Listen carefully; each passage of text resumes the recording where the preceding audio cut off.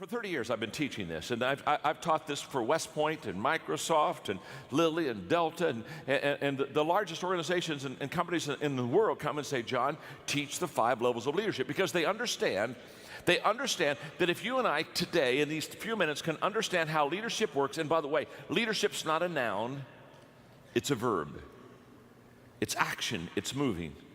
And if we can understand how to go from level 1 to level 2 to level 3 to level 4 to up to level 5 in our leadership, we expand our leadership, we expand our influence, and we expand our effectiveness. So I'm ready to go. I know you're ready to go. Okay, here we go. Level 1, we're going to start at the very bottom level. This is where you start. This is where we all start. The bottom level is the position level. At level number 1, this is where we all start. We all start with a title. We all start with a job description. We all start with a position. Okay? And the key word at level number 1, the key word is rights, R-I-G-H-T-S, rights. In other words, people at level number 1 follow you because they have to. In other words, you're the boss, or you have a title, or you're the supervisor, and anybody that's under that person, they just basically follow that person.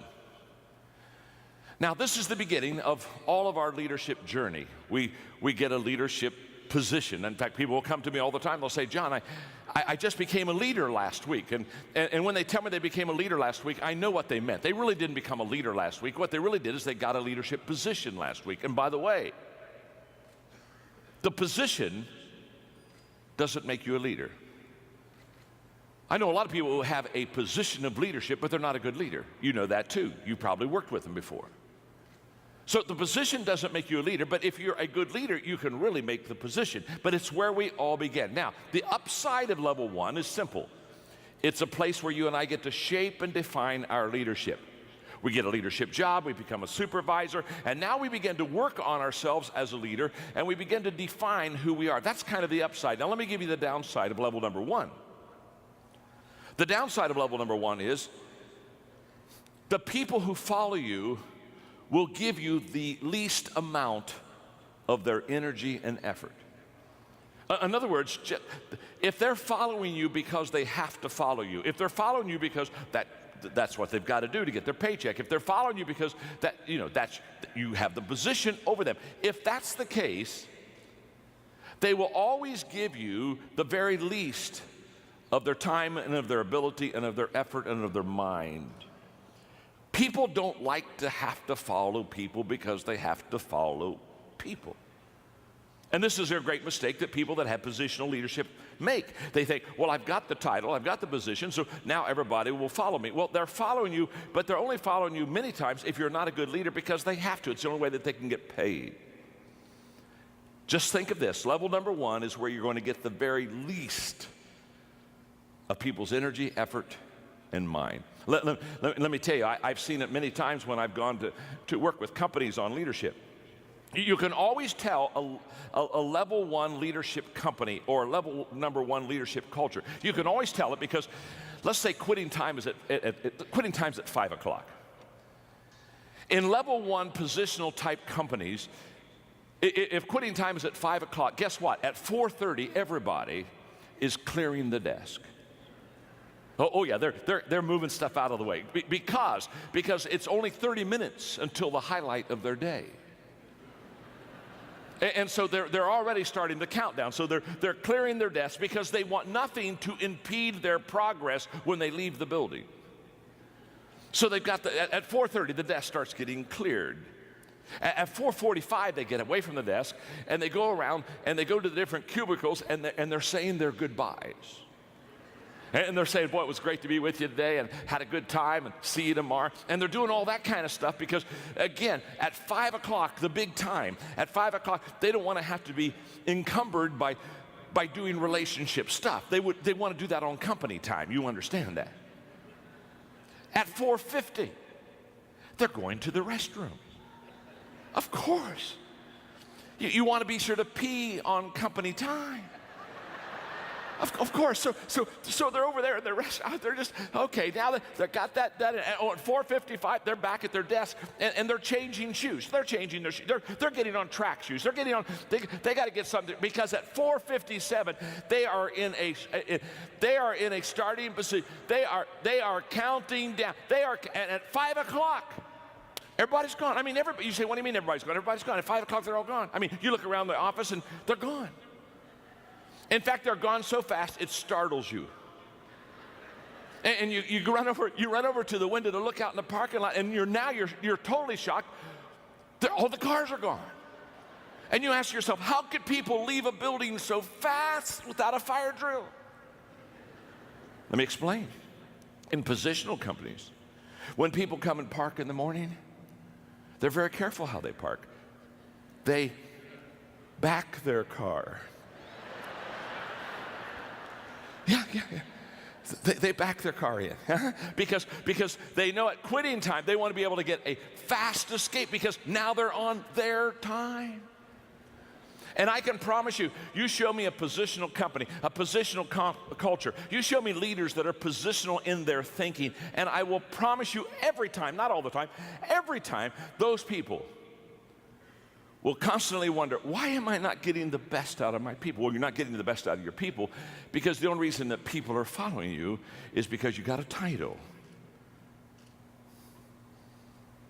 And they're going to give you very little energy. Now, the good news is you don't have to stay at level number 1. You can go to level number 2. So let's go to level number 2 as quickly as we can. The first level is the positional level. The key word there is rights. I get certain rights, so you've got to follow me. Level number 2 is the permission level. And at the permission level, the key word is relationships. And at this level, people now begin to follow you because they want to. Now, there's a world of difference between following somebody because you have to and following somebody because you want to. Now, what happened between levels 1 and 2? Well, what's happened is you've connected with your people. You've not only connected with them, but relationally, they like you and you like them, and you've got to know each other. And so now in this work environment, they're not following you just because you are a supervisor. They're following you because you do have a position. You are a supervisor, but you are a supervisor that people like.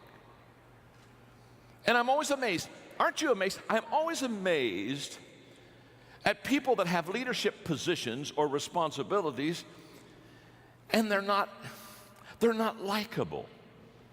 Do you know what I mean? They're just not likable. People don't care for them. It's tough being in the people business and not having people like you. It's tough. In fact, sometimes I see them and I just want to sit down with them and say, my name is John and I'm your friend. And I just want you to know, people don't like you. How many, oh, come on, let's just have some fun. How many of you have ever had somebody you worked for that you just didn't like? And no, wait, oh, that was close. Let me qualify this for you. Not in your present job situation. You understand? No. I know that is not happening where you are now. You are happy. But how many of you in another job at another time on another planet? Come on. All right, come on. How many of you ever had somebody you had to follow and they just weren't like, let's see the hands. Come on, let's get those hands. Uh-huh, absolutely. All right, there you are. All right, let me ask the real question. How many of you are seated beside that person right now?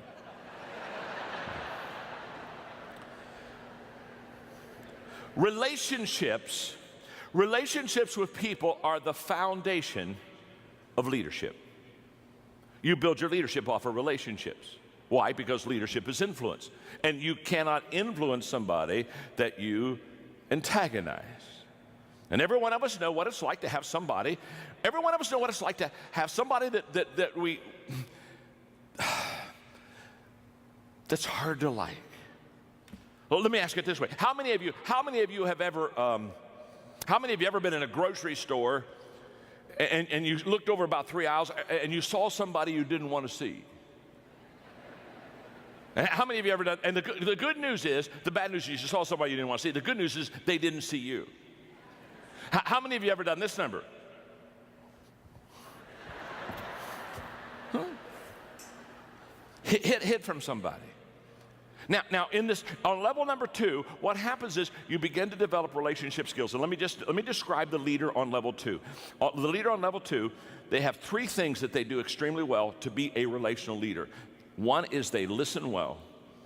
In fact, they take all of their leadership cues from walking slowly through the crowd and listening. They listen well. Secondly, they observe. They're conscious about where their people are and what their people are doing, and they're constantly observing them. And thirdly, they're learning. They're learning.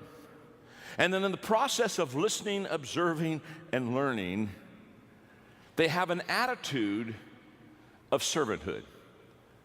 They know how to serve. And they not only know how to serve, but they do serve. And they not only do serve, but they love to serve.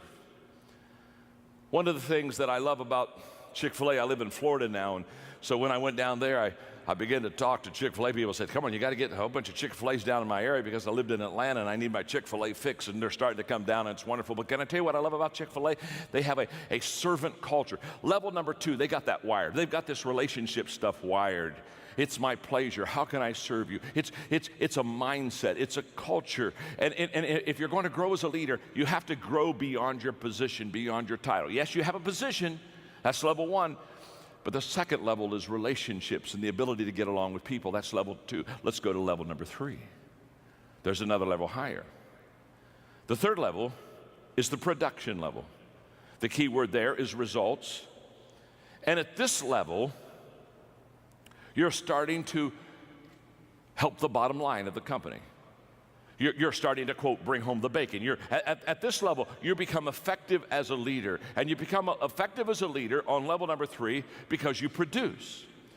And the characteristics of leaders at level number 3 are very common. One is that they produce by example. In other words, they are the example for the other people that follow them how to be effective and how to be productive.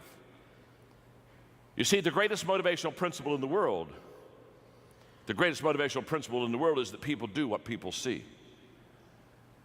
And too many travel agents, they're like, or too many leaders are like travel agents. They're sending people where they've never been themselves. And you want to be a tour guide. You want to take people with you. You want to say, this is the area where I've been, this is where I live, this is the area where I lead, come along and follow me. And at level number 3, your leadership begins to gain credibility because now you are fleshing out for the people around you and you are modeling for them things that they want to see, and you are starting to produce. Which something else happens because you're becoming productive in your own life. You begin to attract people that begin to be productive also. In the 21 Irrefutable Laws of Leadership that I wrote, one of the laws is the law of magnetism, and the law of magnetism just says we attract who we are, not who we want.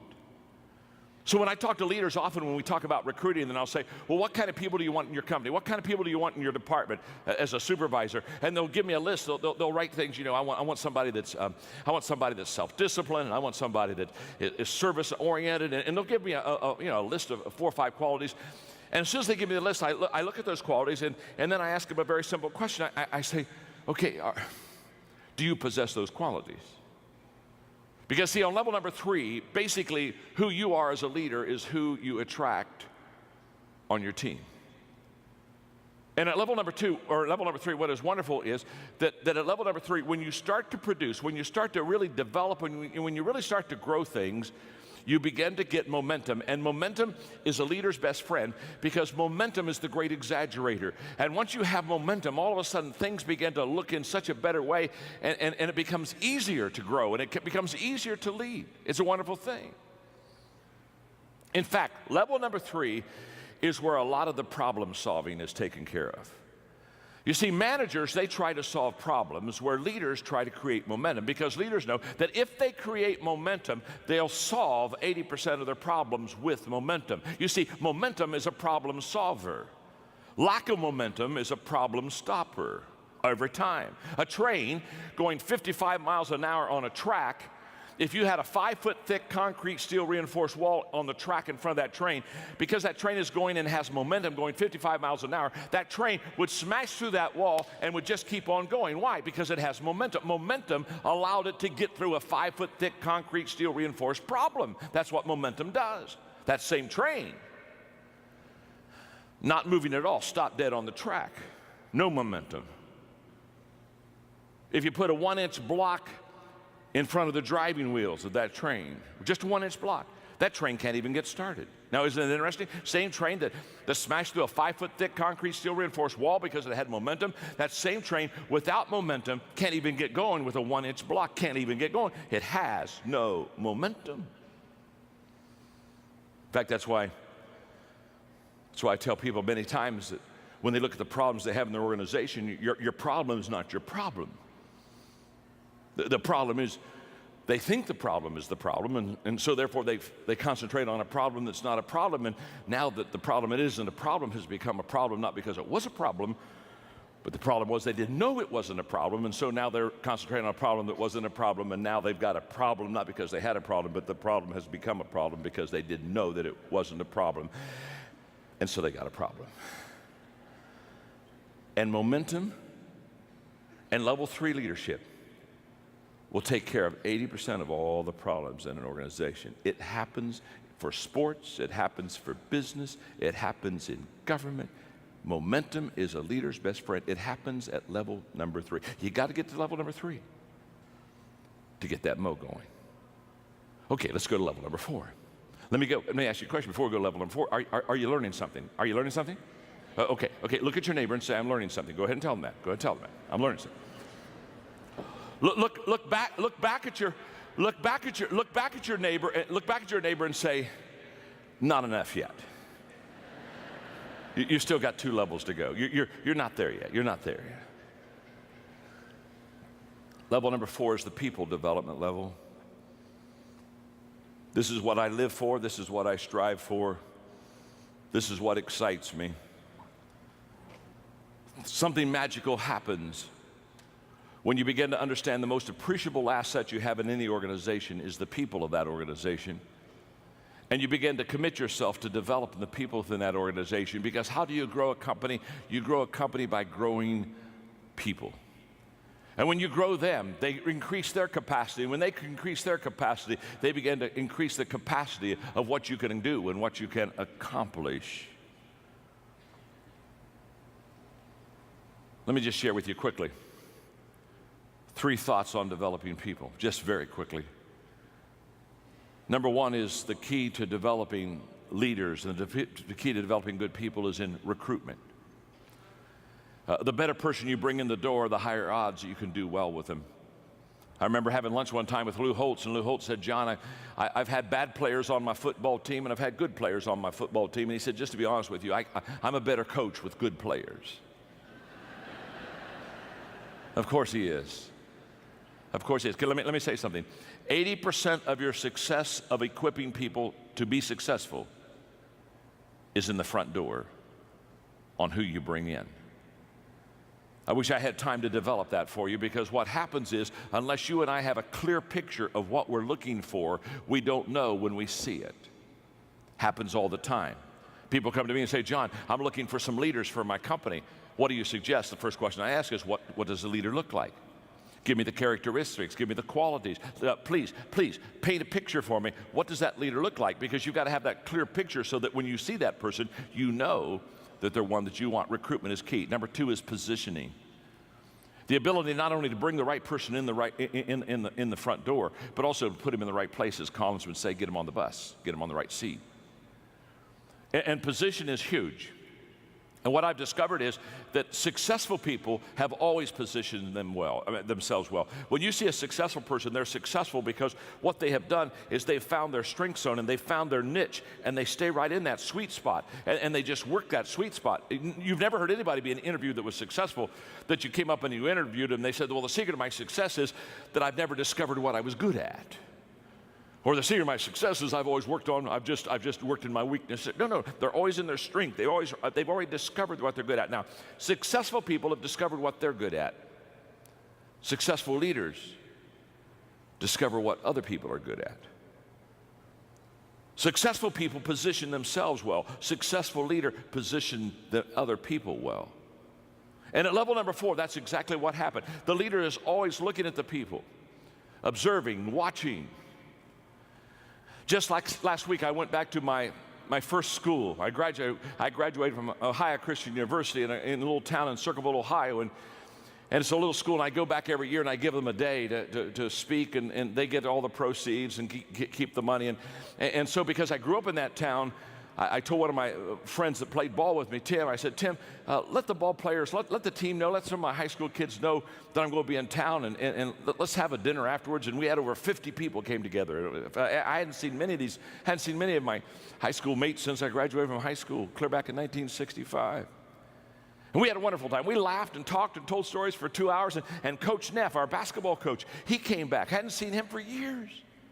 And when I saw him, I thought of myself, and I thought of back in those scrimmages in basketball, because the first scrimmage every year, Coach Neff would take the first team, and he'd say, now I'm going to let you play the second team, but there's one condition. The first team is not going to play their position. And he'd take Doug Roth, who was 6'8", and put him out at point guard. I remember he stuck me one year under center, and he put all the first team players out of position on offense. But he let the second team play in their position. And the second team always beat us in the scrimmage. Why'd they always beat us? Because, and then he would stop and he'd say, let me just explain something to you. No matter how talented you are, if you're out of position, you'll never reach your potential. What was Coach Neff teaching us? He was coaching us, and he was teaching us that it's key to get positionally correct. And it's also, as a leader, key to get your people in the right position. And at level number 4, that's what happens. At level number 4, you recruit well, you position well, and then you equip well. Now you take them and say, okay, I understand what their strength zone is. I understand what their giftedness is. Now I'm going to equip them. I'm going to come alongside of them, and I'm going to develop them, and I'm going to train them. And I use a very simple, for many, many years, a simple 5-step equipping process. It really works. Step 1, I do it. It's that simple. You can't teach somebody what you can't do yourself. We may teach what we know, but we reproduce what we are. So if you're going to reproduce yourself, you got to be it yourself. So the first step is I do it. Step 2 is I do it and you're with me. I take you with me. Now we're going to spend time together. I'm going to be your mentor. I'm going to be your coach. You're going to watch me. You're going to observe me. You're going to see me in different situations. We're going to make sure that it works. We're going to make sure you're going to be able to ask me questions. Step 3 is now we turn it, and I hand the ball off to you. Now on step 3, you do it. You do it, and I'm with you. Now I'm watching you, and I'm tweaking you, and I'm helping you to get better, and I'm just really fine-tuning you. Step 4 is you do it. You just do it. You don't need me anymore. You know how to do it, and you do it, and you do it well. And many times people think that equipping stops at step 4, but it doesn't. There's one more step that's absolutely essential. Step 5 is you do it, and somebody's with you. You've never really trained and equipped somebody until they can multiply themselves. That's where all compounding is. That's where all compounding of time, money, influence, the whole process. Compounding begins when you can train somebody who has trained somebody. I know that well because 14 years ago I started a nonprofit organization called Equip that is now the largest leadership organization in the world, and we've trained and equipped over 3 million people in 154 countries. And the key to that is we don't train anybody unless they make a commitment to train somebody else. It has to continue to go on. That's level number 4. It's a beautiful level to be on. It's the level where you develop people. Now there's one more level. That's level number 5. The pinnacle level. The pinnacle level, the key word there is respect. You've done it so well with so many for so long that people just absolutely follow you. They follow you because of who you are, the qualities you have in your life. They follow you because of what you have done. And there's a great amount of respect. And it takes a long time to get to level number 5. Most of us aren't there. All of us would probably like to be there, but it's a lifelong journey. And what I want you to understand about the 5 levels is that's exactly what leadership is. Leadership is an always ongoing, always learning, growing process. Okay, let me ask you a question. You've got the 5 levels there, and you can see them, and you can see how each one kind of leads into the next one. And probably the question you've asked yourself now by this time, because you're a sharp crowd, you've asked yourself, wonder what level I'm on. Am I on level 1, or am I on level 3? Am I on level 4? You've already done that. I know you have. That's what I would be doing if I'd be sitting there. I'd be saying, okay, where are you, Maxwell? And if you ask that question and you kind of go deep in that question, you're going to get a little frustrated, because you know what you're going to discover? You're going to discover that you're not on the same level with everybody. That with somebody, you're maybe on level 2. With somebody else, you may be on level 4. Isn't that true? If somebody new came in the company, you're on level 1 with them. And what you're going to discover is that you're on different levels with different people. Now, I wish I had an hour to teach this whole process, but here's what I want you to understand. Here's your assignment, very simple. Take the people that you lead, put their names down, and ask yourself a simple question. What level am I on with that person? Do your best to kind of put a number there, and I know it can kind of bleed together, so it's not quite an exact science, but do your best shot, because after you know what level you're on with each one of your people, then you're going to know specifically how to lead them. Now, here's the key. Whenever you try to cast vision with people in your organization, in your department, they don't see you based upon who you are as a person or as a leader. They see you through the 5 levels grid. And a person on level 1, when you talk about a vision, a person on level 1 sees you entirely different than a person on level number 4. The commitment level is much higher the higher you go with your people. So therefore, when you cast a vision, or when you lay it out for your people and say, this is where we want to go, just understand it may be the same company, it may be in the same building, it may be the same time, it may be the same speech, but the reactions are going to be different. And the reactions are going to be different because they're on different levels with you. So take the notes, study them, apply them to your life, begin to be a student of the 5 levels of leadership. And I wish you well. Because leadership is influence. Always has been, always will be. And within you, you have the power to increase that influence. God bless. Thank you very much. Have a great day.